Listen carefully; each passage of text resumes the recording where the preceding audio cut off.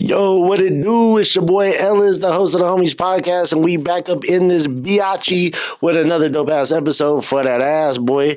And if you haven't, go hit that subscribe button one time for your boy. Oh, hold on, fuck that. I just tell y'all subscribe. I need you to do more. I need you to like, subscribe, comment, and motherfucking share this to everybody you know. And for everybody that has been doing that shit, you already know I love and appreciate the fuck out you. We appreciate that dearly over here at the Homies Podcast. So, today, man, I am here to do my Ebert and Roper shit and to do my movie review on the movie that's number one in the country right now and that's slapping the shit out the box office, The Sinners. And before I start doing that, just want to give a shout out to all my Mexican homies. It was Cinco de Mayo the other day. Even though I know the Mexican homies do not celebrate Cinco de Mayo. They shit is in September, but I still gotta give my love and shout out to y'all. And for everybody that supports the podcast, I love the fuck out of y'all, man. So shout out to y'all, bro. But yeah, let's get into this Sinner shit, man. So went to go see it with the homie and my girl the other night, and has some pros and cons about the movie. You know what I mean? But we're going to start this bitch off on a positive note. So let's get into the pros of the movie. So first thing, I'm going to give a shout out to Michael B. Jordan, man, because it was a great performance by him. I don't know about y'all, but some of his movies that he's had, in the last few years, I feel like just wasn't good. I almost feel like, and y'all can tell me if I'm wrong or not, I almost feel like he on some pretty boy shit, no homo, and just like his acting went down a little bit. Like, I like when the nigga was younger, and I think bitches was calling him ugly and all that shit, like he was on The Wire and shit. Y'all should go back and watch that. Homie was nice. He had great acting chops, but as he got older, bitches like, oh my God, you look good, is the acting kind of decline. But on this one, he was on point with the shit. He did a great job of depicting the twins being totally different. Smoke and Stack, had different mannerisms, different things. Did a great job of doing that. Also, if y'all don't know this about me, your boy's a Gemini, and also I used to be a twin. My twin died at birth, so movies that talk about twins and shit like that, it always has like a little special part to me. I love that shit. So shout out to Michael B. Jordan for that. And also shout out to Ryan Coogler, bro. He did a great job with the cinematography in the movie. Some of the shots that he did was amazing. Like the shot that he did where they hand a joint to each other. From what I hear, that was a very expensive shot, very hard shot to do. Some of the scenes in the movie, like the music scene that he dropped in the movie. And also, by the way, people, I don't know if this is a spoiler alert to anybody. If you haven't seen the movie, kill yourself. Go see the shit. It's been out for about a week, 2 weeks now. So if you haven't seen the shit and you're like, oh my God, you talk about the movie, you fuck out of here, bro. So just FYI on that. There's a scene in the movie, though, where they're playing music and they're going through like from, ancestral times back in Africa all the way up to like classic hip hop now, all throughout time, and they're showing, and in the future, what, music could potentially look like, at least from the black experience. I thought that shit was dope as fuck. To me, it was my favorite scene and favorite part of the movie. Love that shit. And also, if anybody know me, y'all know I'm a big music fan, so that shit was hard as fuck. I also want to give a shout out to the dude that plays Sammy. I think his real name is Miles Canton. Homie was nice, and for what I hear, is his first acting gig. So for that being your first acting job, you killed it. Dude has a great voice. Not a bad actor at all. Again, for this being your first time, you killed that shit. But I will say this. For your first acting gig, and for you to be eating raw, walked Miles coochie the way you did on camera, wild as fuck, bruh. Like, oh my God, bro, this is 1932, bruh. Like, she even said she knew she was musty too. She was like, yo, let a bitch, wipe a coochie cat off. This shit crazy. That nigga said, nah. I'm gonna eat that coochie right off the Delta, right off the hot presses, cuz crazy as fuck. I know that shit was mustier than a motherfucker, but she's fine as bitch, so I understand why you would do your thing, but boy, let her wash the coochie off next time. God damn, bro. And women, that's what I'm saying. Y'all are not as horny as us. It's never. You can never. But yeah, that again, great performance, and great performance from all the supporting cast. They did a good job in the acting part. Now, the things that miss me and the cons that I give it, it's because of more of the story, not really necessarily the acting. You feel me? Even the dude that played Cornbread, great acting. Like I said, it was good acting, but the storyline missed me. So with that, my overall shit for the movie is a 6. I know some of y'all are like, what the fuck, man? This is the greatest movie. Yeah. I love y'all, but my black folks, I think y'all be hyping shit up a lot just because it's a black movie. I support my black shit. I gave my money to Ryan. So Ryan, I feel like I'm able to talk a little shit because I didn't pay my money. But at the same time, this shit was like a 6, bro. And I'm going to give my reasons why. I can't just give a nigga a rating and not tell y'all why. So one of my first cons, I'm from Monroe, North Carolina. I'm from the South, bro. And if you're from the South, you kind of understand how wild white people were, and especially how wild white people were back in these times. So if anybody knows anything about Mississippi, Mississippi is basically the anus of the South, and everybody tries to avoid that shit like the fucking plague. Now, I ain't talking shit to nobody from Mississippi. I shout out to Mississippi. Love Mississippi, all the people there. I got some folks that I know in Jackson and shit. Love y'all. But we all know the history of Mississippi. The shit's musty as fuck. So, that is what it is. But the fact that you had the head of the KKK selling a property to 2 black men in 1932 just sounds crazy as shit to me. But also, again, it's a fucking movie about vampires, bro. So, again, I'm assuming they gon', you know what I mean? You gotta give some wiggle room and shit. You know what I mean? But at the same time, I'm like, bruh, I'm from the South, and ain't no way the head of a Ku Klux Klan is gonna sell you niggas anything, let alone even be talking to y'all in public. This is how I think the first scene would have went if it was real life shit. He would have said, oh, you 2 niggas want property? I got you. He would have took him and like 6 other white boys out there with him. They would have shot the shit out of Smoking Stack, buried them niggas, took the money, and you would have never heard of Smoking Stack again and run the motherfucking credits. That's what it would have been. And just to give y'all some historical reference, do y'all know the story of Emmett Till? So Emmett Till was a 14-year-old boy, if y'all don't know, was a 14-year-old boy that was allegedly now whistled at a white lady in Mississippi. And 14-year-old boy was drug out of his house by grown-ass men, beaten, killed, hung, all the worst things you could think about. And his mother, God bless her soul, she wanted them to have an open casket so the world could see what they did to her baby. That was in 1955, people. So try to believe that white folks was talking like that and they were cool doing shit like that in 1932 in Mississippi. Okay. All right. You know what I mean? It could be. It could be. Again, it's a movie about vampires, bro. So you gotta, you know. But so I didn't like that part.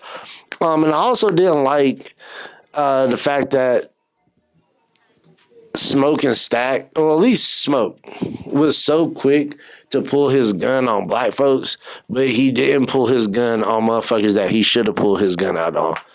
Like, shot the black dude at the beginning of the movie because the motherfucker was trying to rob his truck, but didn't know it was his truck. And he apologized, hey, yo, Smoke, I didn't know it was you, man. You know, if I was knowing it was you, I wouldn't did. He said, oh, that's what's up. Bop, shot you, shot the other dude in the ass, shot the other dude in the leg. He's like, hey. Now, he was nice enough to get him medical attention after he paid for the shit. But it's just like, damn, cuz you had to do all that. Okay. That was a little wild. And, you know, how quick he was to try to kill the black dude that, you know, ate the garlic. And he was having, he was like, hey, motherfucker, you turn, it's a wrap for your ass. Same thing with the black girl. You know what I mean? The one that got a coochie ate. He was on some, hey, bitch, you don't eat this garlic, I'm going to shoot you in the fucking face. What we doing? He even butted his goddamn nephew in the goddamn mouth when he started talking too much.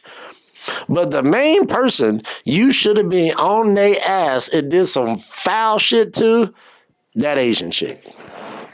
Now, again, y'all already know I love my Asian folks. I love y'all. I fuck with y'all.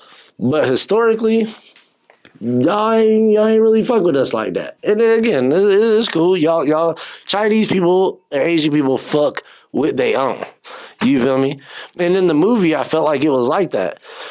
It was, we were willing to help y'all when we can make business. That's why they were helping both sides. Like, we'll sell to the white folks, we'll sell to the black folks. As long as y'all money green, we'll fuck with you. And there was a powerful part in the movie, but it's very subtle that the Asian lady said in the movie. She was like, her husband was like, yo, when shit started popping off, her husband was like, yo, like, we need to help out. And she was like, yo, fuck that. Let's get up out of here. And he was like, yo, we came to come help. And she's like, we didn't come to help with that. So basically, like, we here to get this paper. Anything outside of that, these niggas are on their motherfucking own. And I'm so sorry, but that bitch should have been shot immediately. At least, at very minimum, pistol whip the shit out this bitch. Soon as you would have been like, let him bop, bop, bing, bop, boom, bop, bing, bitch, it would have been a wrap for you. Like, I'm willing to kill somebody that might turn, but you're about to turn everybody, you about to have everybody come in this motherfucker and I don't do or say a word. So it made Smoke look like a little hoe. That's just me. Again, I've only seen this shit once too, people. So if anybody that's seen this shit multiple times and maybe I missed some shit or, you know, some underlying shit I missed, please get in my comments, let me know. Because I don't want to be giving the movie a fucked up rating. And, you know, maybe I missed some shit. I don't know. But y'all let me know. But yeah, the Asian lady, that shit was weird. Like, and also, just horrible fucking parenting. Your husband's already dead. You got 2 kids, at home. And the only thing you gotta do is just chill the fuck out, wait till the sun come up, go to your kids. And get the fuck out of town, I'm assuming. I'll get the fuck up out of there. That's just me, if I knew vampires in the city. But no, you called them in, and then you fucking die with no trace, no body. So now your kids ain't gonna know what the fuck happened to their parents, and now they gotta not only raise themselves, the shit, they gotta run these 2 goddamn stores that you left them with. Fucked up parenting. But that's just me. And also, the lady that played Mary, again, I don't know if y'all know this, the lady that plays Mary in the movie, she is Josh Allen, the quarterback of the Buffalo Bills, is his girlfriend. I don't know about y'all, but I would feel weird as fuck watching a nigga like Michael B. Jordan tongue my girl down on camera, but that's just me. And also, that was another thing that missed me with the movie. Again, I'm a black man from the South, and I understand how fucked up white folks were at this time. So the fact that she came to the train station and even talked to Stack in public, I think that would have been enough to get this nigga lynched back in 1932. But not only did she was talking to him, she was raising her voice and talking about how he ate a cuckoo and, oh shit, you ate my coochie, you fucked the shit out of me. Like, whoa, wait, keep your motherfucking voice down in this bitch before we have a fucking issue. But she didn't give a fuck about none of that, which is crazy. It's like, you love this nigga, but you about to get him lynched. Didn't understand that. Didn't understand that at all. So yeah. And I didn't understand the rules of the movie in regards to like coming in, going out, coming in. So I'm going to explain that. So in the part of the movie, when old girl, she goes outside, again, the moral of the story as well, stop fucking with these white bitches. I'm just saying, no disrespect to white hoes, but in this movie, in the context, don't be fucking with these white girls. Ask Shannon Sharp. Shout out to Shannon Sharp, bro. Yeah. She goes outside, gets bit the fuck up. Cornbread lets her back in. She goes into the room, starts getting freaky deaky with Stack. She ends up drooling on the nigga, which is fucking kind of a gross scene when she spits in the nigga's mouth and shit. Shit is wild. And she eats Stack ass up. Smoke comes in there, sees what's cracking. He sees the bitch, bop, bop, bop, bop, bop, stop shooting her. She gets the fuck up and runs out the place. And my first thought was, why didn't she just come back to life and start eating ass? Like, why did you run out the place? Like, you already got invited in, so why did you leave? And is it once you leave, do you have to get re-invited back in for people that's inside, or do you already got like an overall pass? Didn't understand that. Same thing with Stack. Once he turned, he broke the door down, which I thought was stupid as fuck because for like 5 minutes the nigga was knocking like, let me out. Like, why are you doing that, nigga? You struggling as fuck. Like, nigga, knock the goddamn door down. Get the fuck up out of here. Yeah, start eating ass, right? You a vampire. Do vampire shit. No, he broke the door down and then just ran up out the fucking place. So I was like, oh, that's weird as fuck. So I didn't really understand that. And I wish they would have explained that more. Like, yo, like, can you come in? Can you not come in? Like, how does that work? And I also felt like they did a disservice by not showing how Smoke and Stack, or how, you know, how they got their name. Like, why was everybody so scared of y'all? Like, how did y'all get y'all name? How did y'all come to be this, you know, these twins that run shit? And I felt like they should have did a quick montage, not long, but just a quick montage of showing them at war. Like, how were they in war? You know, showing them protecting each other, kind of showing more of that, like, brotherly bond. Like, I saved your life before. You know, I really had to ride for you. You know what I mean? So I felt like that would have been a good little tie-in. And also kind of showing, like, how black folks got mistreated during like World War I, World War II, you know, even though it was around like World War I time, just showing like how black folks got mistreated during the war and still the crazy shit that they had to do. And also like a lot of times in World War I don't know if a lot of black soldiers were able to like yield weapons and shit. So I don't know if they were in some special battalion, they were able to get weapons. I don't know. So I wish they would have went back and explained that. And also explain Remic's story, the main vampire, the white dude. Like, where did he start from? How did you get turned, you know, by somebody? Were you the original vampire on some Dracula shit? What's cracking? And I also wanted to know if any of y'all caught this shit at the beginning of the movie when Remick goes to the white folks' house that he ends up killing. The sun is out at the time. And when they do a pan of like the front door of their house to everything, that shit looks like open land. There ain't no goddamn trees. There ain't shit. So I was like, how the fuck didn't this nigga burn the fuck up? Like, the sun was setting. I get that. It was getting darker. But, nigga, the sun was out. And at the end of the movie, when that sun come out, within, like, 30 seconds, this nigga is fucking bacon crisp, nigga. This nigga's out of there. So I was like, how the fuck did he not die? And I wish they also would have went a little bit deeper. Again, I know it's a movie, you can't fit everything in, but I wish they also would have went a little deeper into explaining the Indians and why they ended up becoming like the fucking vampire slayers, basically. They out here just chasing vampires and shit. Like, how the fuck did y'all come about doing that job? Like, and why would y'all even volunteer to do that shit? Like, that's some real Rough Rider shit. Like, explain their story a little bit. They were in and out that bitch real quick. They're like, hey, this nigga in there doing some bullshit. She said, get the fuck out my door. All right, bitch, you on your own. Peace. And you ain't hear about these niggas the rest of the movie. They were smart. They were smart. They got the fuck up out of there. So yeah, I wish they would have shown that. But also just explaining even Remick, how he's basically, what I took out of it, again, y'all get in my comments, tell me if y'all thought different of it. It almost felt like he was just more of like a culture vulture. Like how he wanted Sammy. He's like, I want Sammy. I heard your music. It's like, that's kind of how I feel like how motherfuckers are now. Like, I want it so I can profit off of your pain. And I feel like that's kind of like how hip hop music is, right, y'all? Like, we got these white executives approving these motherfuckers like, yeah, talk about shooting black folks and talk about fucking, you know, fucking hella bitches and not staying with the family and doing all that type of shit. You feel me? They promote that shit. And I feel like Remick was almost like a old school version of that. Like, nah, I want your shit. I want your powers. I want your essence so I can use this for my benefit later. So that's what I took out of that. And I don't know about y'all, but the movie was not fucking scary. Like, how the fuck you promote a movie like it's a scary movie and it ain't no motherfucking scary parts in the movie? Like, I probably jumped maybe once, twice in the movie, like, oh, okay, oh shit. But for the most part, the movie was not scary. I personally feel like the buildup to the action was better than the actual action. Which I feel like that's the shit that was the letdown. It was like, damn, like, all right, that's how y'all get down, okay. And I felt like it could have been a little bit more scarier if, let's say, the white girl starts killing asses and somehow they have to run outside. And now imagine, dark, in the Delta, you getting chased by vampires, and now you can get more, popping out shit, more fight scenes. You know what I mean? It could have been a little bit more cracking if they were outside and a little bit more scary. You feel me? So, again, this is my suggestion. I ain't Ryan Coogler. You feel me? But, hey, Ryan, fuck with your boy. You know what I mean? Let me know.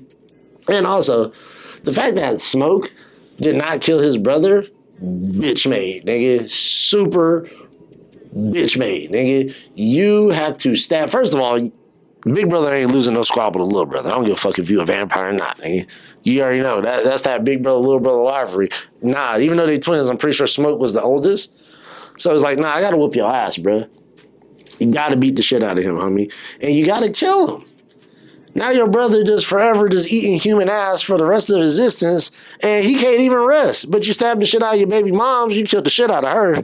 Because I want her to rest. So why wouldn't you want your brother to rest? Like, kill this nigga. And also, I wish it would have shown how Stack and Mary got away. Like, did they hide under something? Did they get somewhere where the sun didn't bother them? Like, how did they get away, bro? And I don't know if y'all know this. Again, this is like some black storytelling shit, which, again, it's like some blues folktale. I don't know if Sammy's character is loosely based off of the story of Robert Johnson. If y'all don't know that story, y'all should go look it up. And there's also a documentary. I think it might still be on Netflix. If not on Netflix, you can check it on YouTube. It's the story of Robert Johnson. Basically, the story goes, he was a blues player, he's a guitar player in the South. He was ass cheeks at basically playing guitar. He was like an amateur. They say he leaves for a summer, supposedly sells his soul to the devil, and comes back, and this motherfucker is like the best guitar player you've ever seen. And there's only one picture of him in existence, and everybody that was around during the time is like, yeah, I have no fucking idea how he got so nice at the guitar. So I don't know if that was like loosely based off of that, which that's one thing I did also like about the movie, going back to another pro, is that it was an original screenplay. It wasn't, an adaptation of something. So I thought that was dope as fuck. Like, original. We, all the movies we see now comes from some comic, some old movie remake or something. So to see somebody to, have some originality and some new creativity, I thought that shit was dope as fuck.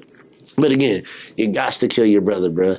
And the main person, the KKK dudes at the end that you killed, all that white bitch got to go. Mary got to get the fuck up out of here. How the fuck do you not make it a point to kill the bitch that killed your brother? That bitch got to go. Gotta go. And not only do you got to go, bitch, you really got everything cracking off. So you really got to go. We got to get you the fuck up out of here, bro. So, yeah, that shit to me was... didn't like it. And then again, at the end, when they show up, I don't know about y'all too. Is it just me, or was she dressed kind of like a black girl too? Like when they showed up in this 1992, did she look like she kind of looked like that ain't how white bitches looked in 1992? I don't know if y'all know that. Like it was real cultural appropriation type shit. So, and again, I like the acting in the movie, but yeah, the storyline is a lot of holes in it. A lot of shit that I was just like, why did you do that? Or, okay, that seems kind of stupid. Like, all right. But again, that's just my overall take of the movie. Like I said, my overall, I get a shit like a 6, maybe 6.5. But that's my take on it. What do y'all think about the shit? Y'all get in my comment box. Y'all let me know. And if y'all like this movie review and think I'm on point with the shit, I'll start doing more of these motherfuckers. I'm about to go see that Thunderbolts movie soon. Again, Marvel, I hope you get this shit right, because y'all last few movies have been ass cheekage, nigga. So please, hope you get this right. But y'all hit my comment box. Y'all let me know what next movie I should review if y'all fuck with this shit. And again, I'll check you next time here on the Homies Podcast. Don't forget to subscribe. Don't forget to comment. Don't forget to like. Don't forget to share this shit with everybody. I love y'all, and I'll holla at y'all. Peace.